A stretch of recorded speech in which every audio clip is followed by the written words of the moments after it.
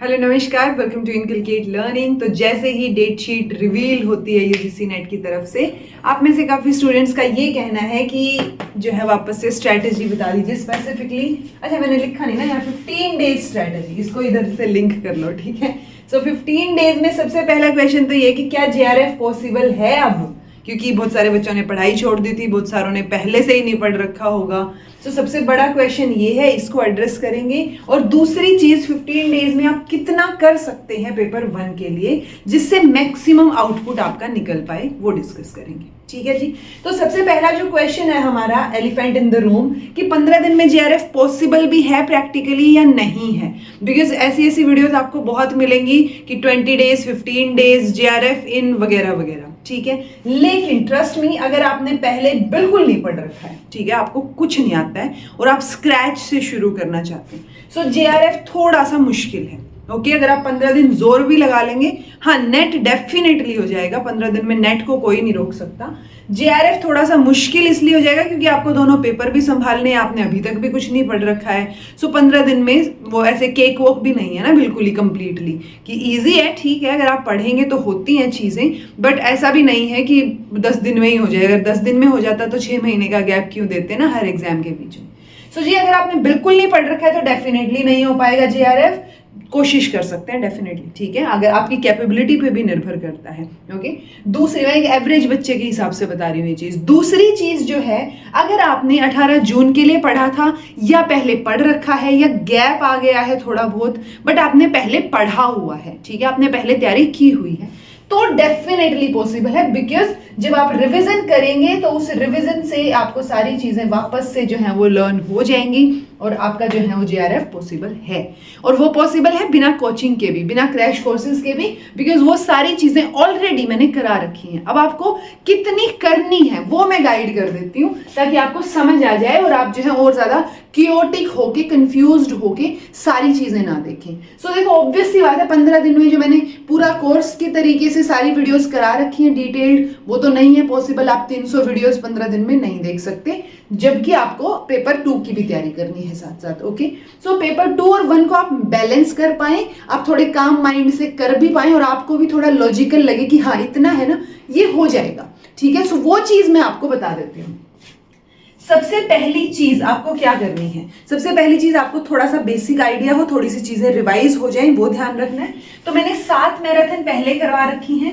जो लिंक्स, जो चीजें यहां बताऊंगी उसके लिंक आपको सीक्वेंस में डिस्क्रिप्शन बॉक्स में मिल जाएंगे, तो कंफ्यूज मत होइएगा कि लिंक कहां मिलेंगे, वीडियो नहीं मिल रही है, वो कंफ्यूजन नहीं क्रिएट करना है। डिस्क्रिप्शन बॉक्स, यहाँ वीडियो, हरे जो वीडियो अभी आप देख रहे हैं उसके नीचे आप जब ओपन करेंगे तो डिस्क्रिप्शन यानी जहां पे डिस्क्राइब्ड मिलती हैं सारी चीजें, वहां मिल जाएगा। ओके, अभी तो मतलब बिल्कुल बेसिक बता रही हूँ, इससे ज्यादा कुछ नहीं हो सकता। तो ये 7 मैराथन्स आपको करनी है। अब यूनिट है 10, तो ये 7 क्यों है? क्योंकि इसके अंदर हमने 3 मैराथन, यानी एक तो आपकी जो मैथमेटिकल रीजनिंग है, एक आपका कॉम्प्रीहेंशन है और एक डाटा इंटरप्रिटेशन है। ये जो 3 यूनिट हैं ये मैराथन वाइज नहीं करवा रखी हैं, तो ये 7 मैराथन बाकी 7 यूनिट्स की हैं जो कि बहुत इंपॉर्टेंट है। तो यहां से आपको एक बहुत अच्छे से बेसिक रिविजन, बेसिक आइडिया हो जाएगा। दूसरी चीज आपको करनी है, 2 रिवीजन मैराथन से पेपर 1 के लिए, मोस्ट इंपॉर्टेंट, ठीक है। इट्स लाइक अगर आप एक बार ये 7 मैराथन्स कर रहे हो तो आप जो है 3 बार कर लो इन 2 रिवीजन मैराथन्स को, क्योंकि इसमें आपको मैक्सिमम फैक्चुअल पोर्शन मिल जाएगा, स्टैटिक पोर्शन मिल जाएगा, जिसकी वजह से आप जो है एलिमिनेशन मेथड से पेपर के अंदर क्वेश्चन आपके सोल्व होंगे, डेफिनेटली होंगे। ओके, तो ये 2 रिवीजन मैराथन है, इनका लिंक भी आपको मिल जाएगा। और तीसरी चीज आपको करनी है, क्योंकि 15 दिन है, सो मैं मिनिमम लगा के चल रही हूं कि आप रोज एक पेपर तो करें। सो 15 पीवाईक्यू आपको प्रैक्टिस करनी है। हो सकता है आपसे पीवाईक्यू सोल्व ना हो, या आप जो है गड़बड़ कर रहे हो, या आपको लग रहा हो कि मार्क्स नहीं बन रहे हैं, तो ये एटलीस्ट ये जो 15 पीवाईक्यूज हैं, स्पेसिफिकली जो रिसेंट वाले हैं, जो क्योंकि मैंने अराउंड 59 वीडियोस करा रखी है पीवाईक्यूज, यानी 59 पेपर करा रखे, तो उल्टा शुरू हो जाइए। अभी जून के टाइम पे जो 2 पेपर आए थे वो, उससे पहले के 57, 56, इस तरीके से एटलीस्ट 15-20 क्वेश्चन पेपर्स जो है वो कर लीजिए। अगर सोल्व नहीं होते हैं तो उन क्वेश्चन पेपर्स को एक इंफॉर्मेशन की तरह लीजिए और शॉर्ट में जो चीज आपको नहीं आती उसको नोट डाउन कर लीजिए और ध्यान रखिए, उसको याद रखने की कोशिश कीजिए। ठीक है। सो ये तो मिनिमम है जी, यानी 7 ये 7 और 2 9, 9 और ये 15, दैट्स इट।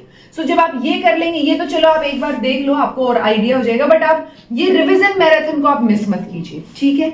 इसके अलावा आप क्या कर सकते हैं जो बहुत इंपॉर्टेंट है, वो है चौथी चीज वीआईपी टॉपिक्स। मैंने अभी वीआईपी टॉपिक्स की सीरीज शुरू कर रखी है पेपर 1 के लिए।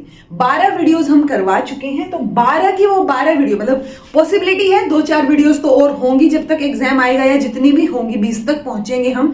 तो वो बहुत इंपॉर्टेंट टॉपिक्स हैं। तो पहले पे प्रायोरिटी आपको रखनी है इन रिविजन मैराथन्स को, और दूसरे पे प्रायोरिटी आपको रखनी है इन वीआईपी टॉपिक्स को। ये मैराथन्स आप एक बार देख के छोड़ सकते हैं एक बार के लिए, कि आपको बेसिक आइडिया हो गया, लेकिन ये दोनों मैराथन्स और ये वीआईपी टॉपिक्स की जो वीडियोस है, क्योंकि ये विद क्वेश्चंस करा रखी हैं कि वो टॉपिक बहुत इंपॉर्टेंट है ये वाले, और इन टॉपिक्स में से क्वेश्चन आता ही आता है ठीक है। सो ये आप मिस नहीं कर सकते। अगर आप मिस कर रहे हैं तो फिर तो भगवान ही रब रखा वाली सिचुएशन, ठीक है। सो ये आप ध्यान रखिए और बस इन चीजों पे फोकस कीजिए। इतना आपको देख के लग रहा होगा क्या इतने में हो जाएगा या इतने में जेआरएफ हो जाएगा, तो अगर आपने पहले से पढ़ रखा है तो इन चीजों में आपका रिवीजन बहुत अच्छे से हो जाएगा। आप अगर और कुछ करना चाह रहे हैं तो डेफिनेटली इन पीवाईक्यूज को आप बढ़ा सकते हैं, और जितने पीवाईक्यूज आप कर पाए वो कर सकते हैं। उसके अलावा ये उन बच्चों के लिए जिन्होंने रिवीजन छोड़ दिया था और अब उनको नहीं आता कुछ, या वो भूल रहे हैं, चीजें याद नहीं आ रही हैं, जिन्होंने वो वाली गलती कर दी कि 18 के बाद सब लोगों ने बोला रिजल्ट ही आएगा और आपने रिवीजन छोड़ दिया बीच में। सो वो गलती अगर कर दी है तो इन चीजों पे फोकस कीजिए। अगर वो गलती आपने नहीं करी है और आप उसके अंदर जो है आपने रिवीजन जारी रखा है, अभी तक मेरे कहने पे पढ़े थे, आप रिवाइज कर रहे हैं, आपकी जो है तैयारी भी बहुत अच्छे से है, तो फिर आप डेफिनेटली वीआईपी वीडियोस पे फोकस कीजिए, अपने रिवीजन पे फोकस कीजिए। देन यू ऑलरेडी नो कि आपको किस तरीके से चीजें रिवाइज करनी है, क्योंकि आप हड़बड़ाहट में नहीं है, कामली आप ऑलरेडी चीजें करते हुए आ रहे हैं, तो आपको दिक्कत वैसे भी नहीं आएगी। बाकी जिनको दिक्कत आ रही है वो ये चीजें फॉलो अप कर लीजिए। अगेन ये 2 वीडियोस बहुत इंपॉर्टेंट है, मैक्सिमम फैक्चुअल पोर्शन ये आपको देंगे जिससे आपके मैक्सिमम क्वेश्चन सोल्व होंगे, और VIP topics most important topics हैं जहां से आपके कॉन्सेप्ट क्लैरिटी हो जाएगी उन टॉपिक्स से रिलेटेड, क्योंकि ये टॉपिक्स रिपीटेडली कई बार आए हुए हैं। जो आप पीवाईक्यूज मैंने करवा रखे हैं इन टॉपिक्स में भी, वो आप देखेंगे तो आपको आइडिया हो जाएगा कि ये क्यों इंपॉर्टेंट है और ये क्यों वीआईपी की सीरीज में आ रही है, ठीक है जी। सो आई होप आपको ये चीजें समझ आई हो। कोशिश कीजिए, पॉसिबिलिटी कई बार ऐसे हो जाती है कि आपने नहीं पढ़ रखा तो आपकी पॉसिबिलिटी कम हो जाती है, बट नील तो नहीं होती ना। तो इसलिए कोशिश करेंगे तो जेआरएफ पॉसिबल हो जाएगा, आपकी कैपेबिलिटी पे निर्भर करता है। चीजें मैंने करवा रखी हैं, आप इनको कवर कर लीजिए, करनी आपको ही पड़ेंगी, ठीक है। इसके अलावा मैं कोशिश करूंगी कि पेपर से पहले 5-7 दिन पहले कोशिश करूंगी कि एक रिवीजन मैराथन ले आऊं, ताकि उसमें कंपाइल्ड हो जाए थोड़ी सी और चीजें, और आपका एंड मोमेंट पे, लास्ट मोमेंट पे रिवीजन हो जाए, ठीक है। सो ये कोशिश मेरी तरफ से रहेगी।